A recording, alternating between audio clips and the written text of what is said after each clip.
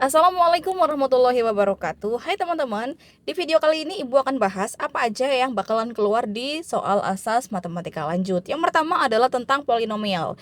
Kalian disuruh untuk menentukan mana yang merupakan polinomial dan mana yang bukan. Nah, di sini ada daftar bentuk aljabar. Yang merupakan polinomial adalah yang tercentang biru, hijau maksudnya ya. Dan yang bukan polinomial adalah jika ada pangkatnya negatif atau ada yang berupa pangkat pecahan ya. Teman-teman nanti akan memilih 3 dari 5 pilihan ganda yang disediakan. Itu nomor 1. Soal nomor 2, disediakan sebuah polinomial berpangkat 5. Yang pertama, suku utama, koefisien utama, dan derajat polinomial. Suku utama adalah suku dengan pangkat tertinggi dari variabel dalam polinomial. Kalau koefisien adalah koefisien dari suatu suku utama, dan derajat polinomial adalah pangkat tertinggi dari variabel dalam polinomial. Jadi kalau dalam polinomial yang di atas itu, suku utamanya adalah 4x pangkat 5. Kemudian koefisien utamanya adalah 4, sedangkan derajat polinomial karena di sini adalah pangkat tertinggi, maka derajat polinomialnya adalah 5. Paham ya teman-teman? Soal nomor 2 adalah menentukan suku utama, koefisien, dan derajat polinomial. Soal nomor 3, tentang operasi penjumlahan polinomial. Disediakan dua buah polinomial, yang pertama disimbolkan dengan px dan qx.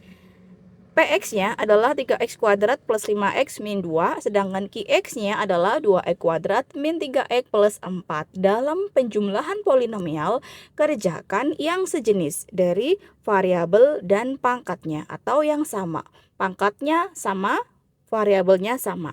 Kalau dalam operasi bersusun, tinggal dijumlahkan 3x kuadrat ditambah 2x kuadrat, 5x dikurangi 3x, min 2 tambah 4. Selain penjumlahan, ada juga pengurangan polinomial. Cara mengerjakan polinomial dalam hal pengurangan sama, kerjakan yang variabel dan pangkatnya sama. Berarti kalau seperti ini, 4x pangkat 3 dikurangi 3x pangkat 3 ditambah 2x kuadrat dikurangi x kuadrat min x plus 5x ditambah 7 dikurangi 2. Ingat ya teman-teman, soal seperti ini kuncinya adalah lihat variabel dan pangkat yang sama.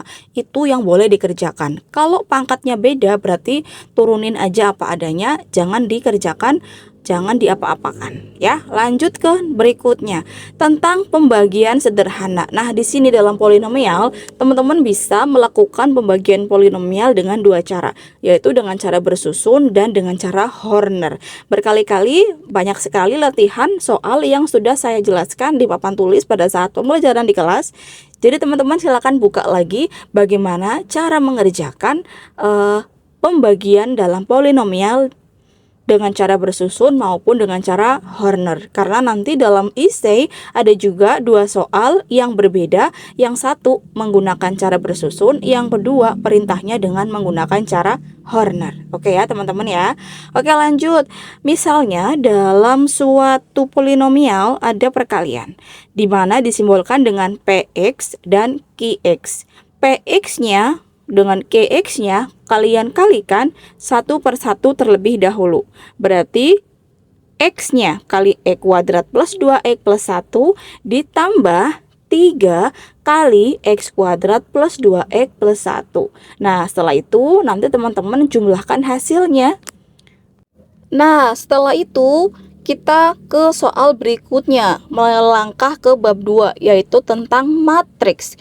Soal berikutnya adalah teman-teman disuruh menentukan ordo berapakah matriks ini. Nah, di bawah ini ada contoh matriks berordo 4 kali 3. Artinya ada 4 baris dan ada 3 kolom. Baris itu yang horizontal, kalau 3 yang vertikal. Ya, teman-teman perlu diingat, ini nggak perlu ngitung, tapi butuh pemahaman. Contoh yang kedua, ini adalah matriks berordo 2 kali 2. Artinya barisnya 2, kolomnya ada 2. Nah, di sini ada elemen-elemen yang teman-teman perlu tahu. Yang dinamakan dengan elemen A11 artinya baris ke-1, kolom ke-1. Berarti 3. Ada A12, baris ke-1, kolom ke-2, 5. Ada A21, elemen A21 artinya baris kedua, kolom pertama, berarti negatif 2, dan seterusnya. Berikutnya adalah tentang determinan matriks. Nanti yang akan keluar itu determinan matriks 2 kali 2. Misalnya ada suatu determinan A, B, C, D, maka determinan A, cara mencarinya adalah A dikali D dikurangi B dikali C. Misalnya ada 3, 5, 2, 7. Determinan A 3 dikali 7 dikurangi 5 dikali 2. Gampang ya teman-teman ya. Terus kemudian ada matriks identitas. Nah, teman-teman perlu diingat yang namanya matriks identitas itu nilainya adalah 1001. Jadi, kalau ada penjumlahan dalam bentuk matriks ditambah matriks identitas berarti seperti ini contohnya.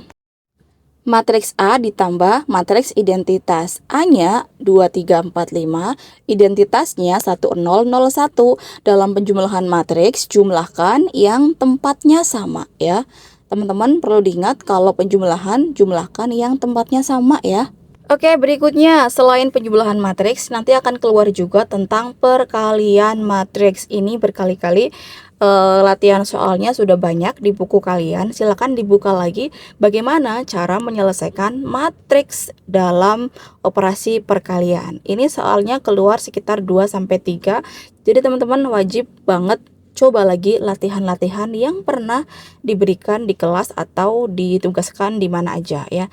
Ini akan keluar 2 soal ya, teman-teman perlu diingat. Oke, lanjut. Berikutnya kita melangkah ke bab 3, yaitu tentang transformasi geometri. Yang pertama, kita pernah belajar yang namanya translasi atau pergeseran ya.